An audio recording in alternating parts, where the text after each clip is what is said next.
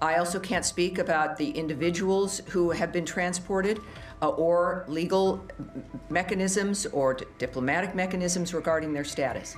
But what I can say is that our relationship with President Bukele is excellent. Because the video certainly that was taken by El Salvador showed some harsh treatment.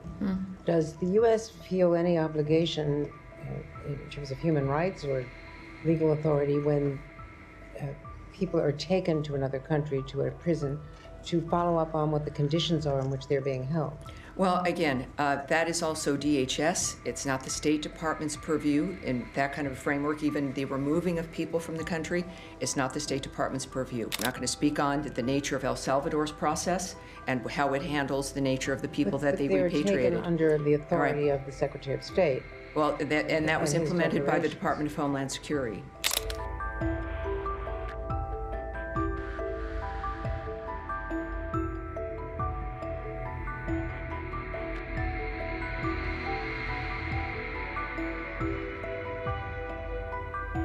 You know, this lawsuit that's going on, that's been the topic of, much attention on the AEA, to deport. Well, you obviously know I'm not going to speak to anything you're going to be asking me because it involves a legal process. Well, and a filing even today. Well, I know, but it says that there's cabinet-level discussions about using a state secrets authority to Matt, you know, and that's well, fine. I know, but I have to ask. And you do have to ask, and this is, I think, for everyone watching and everyone here, they're learning from you, unfortunately.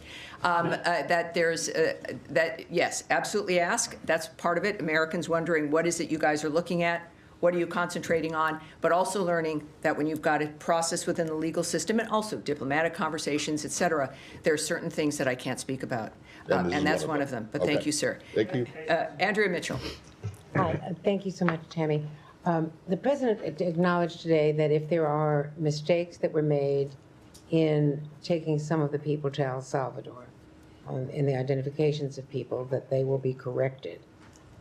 What are the efforts or the obligation of the State Department to follow up some of the complaints from families that their relatives were taken and are not gang members and do not have a violent history, to follow up with El Salvador? What rights do people have once they are taken to El Salvador and are in that prison under human rights and under State Department procedures when they are taken under the rubric of national security? Well, a few things, of course. I don't speak for the White House or the President. He had some great comments to make earlier today, as you know, as you're referencing, and I think his comments speak for themselves.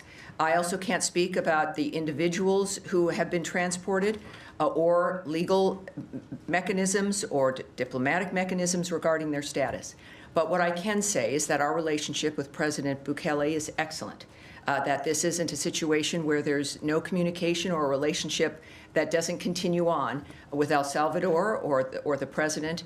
And of course, this is an issue that we also continue to focus on. So that I can tell you is if the president mentioned it, I think that sends a signal, if not more so, about his commitment and the nature of what he knows and what he says he's going to do about it. And that's where we're going to leave it. Let me just follow up, because the video certainly that was taken by El Salvador showed some harsh treatment.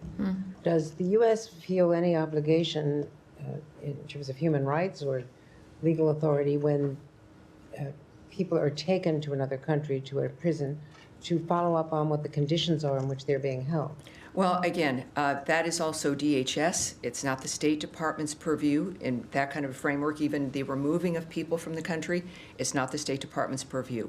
That's a question for the DHS, but it's certainly not something I can even speculate on, or I'm not going to speak on the nature of El Salvador's process and how it handles the nature of the people that they repatriated. They're taken under the authority of the Secretary of State. Well, that was implemented by the Department of Homeland Security. So, yes. All right, now, Jen, yes. Humera from Humera. No, that's okay. This is, in all honesty, and if I was on Broadway, it might be a different situation. It's kind of hard to see. So you'll have to forgive me in the sense of that. Humera, okay. Yes. Thanks, Tammy. Just a few follow-ups to colleagues' questions. I need to take this out.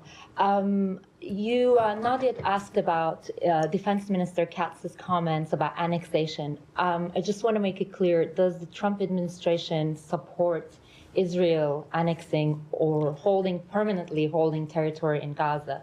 And is the administration doing anything specifically to reopen the border for the flow of humanitarian aid? Again, we're in a dynamic where there is diplomatic conversations happening. We're still working to implement ceasefires and dealing with issues and questions regarding what can happen on the ground when there's still hostilities and still conflict.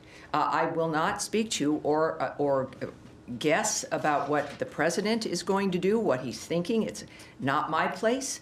And the good news is we have a president and a secretary of state, as I've mentioned a few times, that are not shy men, that you will hear from them, and you do, courtesy of social media, courtesy of statements from this department or the White House. So it's certainly not my place. We want to have facts of the matter that I can state to you regarding our positions. And it is, I think, as I've mentioned to many of you, after 25 plus years of being on talk radio and television, where there is guessing or opinion, we can't do that. And so I'm clearly very strict in that regard. One more. Yeah, yes, can I yes, have sir. one more on Syria? One more on Syria. Okay, thank you. And thanks for that Syria statement. That might actually be the clearest and the first time that administration talked about Syria. So my follow-up is this. Can I mention, though, in the midst of that?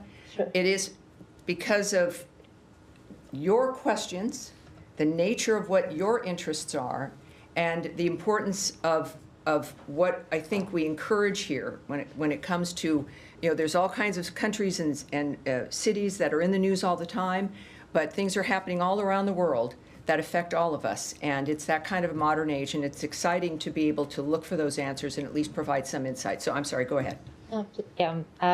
There is a big expectation for any sanctions relief that U.S. could give to Syria. Is this something the administration is thinking about, and what would it take to give sanctions relief to Syria? There the sanctions dynamic has not changed, and there's no plans to change it at this point. But there is, so the existing measures that have always existed remain, and I understand why that's a question. But we have authorized Syria General License 24, which allows for transactions meant to help stabilize Syria. So it is not a blanket block, but the previous measures remain, but there is General License 24, again, that allows for transactions to help facilitate the stabilizing of that nation.